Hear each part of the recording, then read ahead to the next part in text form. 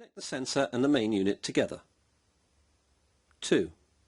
Make sure the sensor head is clean and wipe the face of the cylinder with a damp cloth to remove any debris. 3. Turn the unit on, ensure the bat low warning is not showing. 4. Wait for the digital reading to stabilize to 0 before proceeding. 5.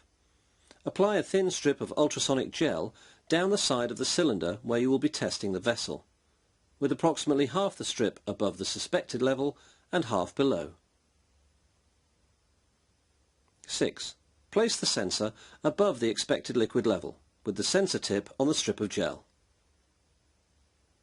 7.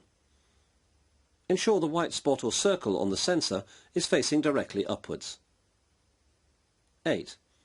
When the readings have stabilized plus or minus 200, engage the cal feature, ensuring the icon on the screen has gone black. 9. The bar graph will extend fully to the right.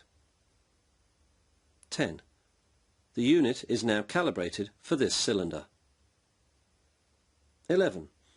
Move the sensor down the cylinder in small 2-inch steps, allowing the reading to stabilize for a few seconds at each stage, ensuring the white spot on the sensor is facing upwards and a good connection is being made on the cylinder.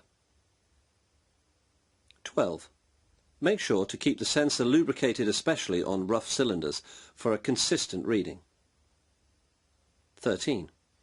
Keep moving the sensor down the cylinder in steps until you consistently find the bar graph disappears. This will also correlate with very low digital readings.